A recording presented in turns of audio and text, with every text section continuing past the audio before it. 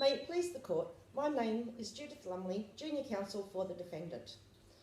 Following on from my learned senior, I will now address submissions 3 and 4. My senior has put to the Court in submissions 1 and 2 that the defendant concedes a commercial occupier of premises a duty of care is owed to invitees.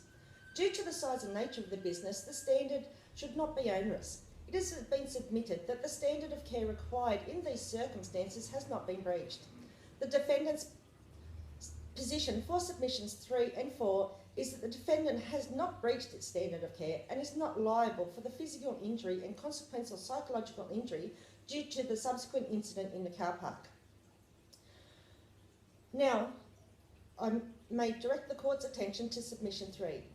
Section 11A and B of the Civil Liabilities Act requires that the breach of duty was a necessary condition of the harm and that the scope of liability of the defendant to extend to the harm caused. In the circumstances of this case and the leading judgment will be evident, the plaintiff fails in proving these elements to the Court. In considering Section 11A,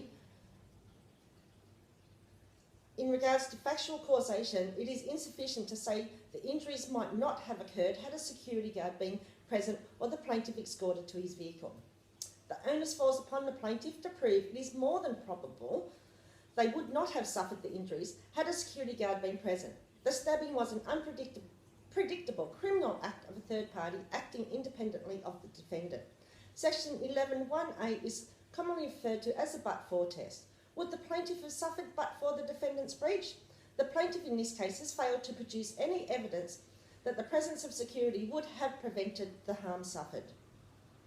In Adil's Palace, it was held it was unnecessary to determine whether there was a breach of evidence and not establish that having greater security would have deterred or prevented the offender. When considering the facts of Adil's Palace to the facts in this matter, it is likely the plaintiff's loss would still have occurred regardless as to the presence of security. Harm to the plaintiff cannot be attributed to the lack of security presence, but is a direct result of the criminal actions of a third party over which the defendant had no control. It was clearly stated in Modbury Triangle Shopping Centre and Ansell that the duty of an occupier of land does not extend to taking reasonable care to prevent injury resulting from the criminal behaviour of a third party. This principle is also supported in Rudy Hill RSL and Karami.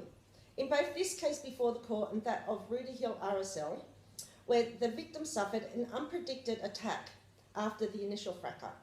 It was held in Rudy Hill RSL and that of Modbury Triangle was an authority in the absence of a special relationship where one person has no duty to prevent harm to another from the criminal conduct of a third party. The criminal aspects of a third party break the chain of causation, and in doing so it is clearly inappropriate to extend the liability of the subsequent attack and the stabbing in the car park. It is my submission that the two elements of Section 11 have not been met. I would like to speak briefly about Submission 4, which concerns the plaintiff's physical and consequential injuries. The Civil Liabilities Act does not provide the consequential psychological injury. However, the common law allows recovery provided it results from a harm suffered due to the breach of the defendant.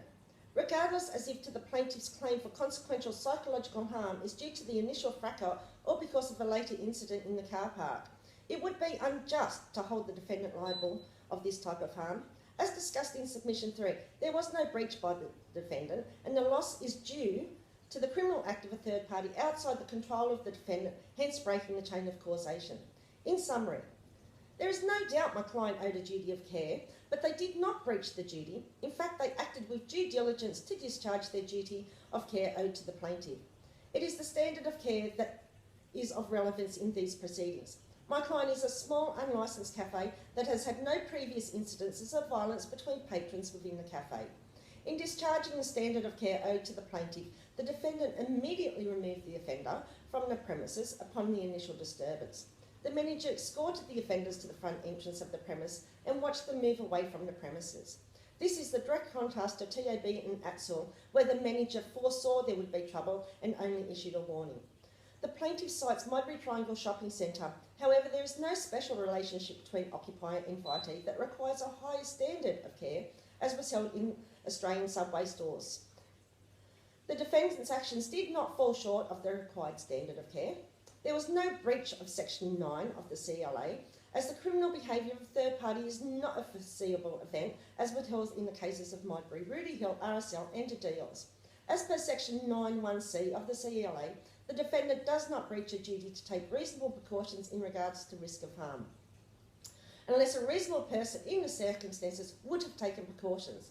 It is submitted the plaintiff is a reasonable person, unaffected by alcohol, and in the presence of his wife and teenage son, was not concerned about his safety when leaving the cafe of his own accord.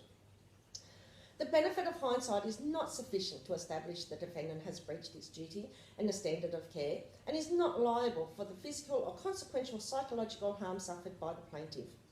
The standard of care was reasonable and discharged in the circumstances.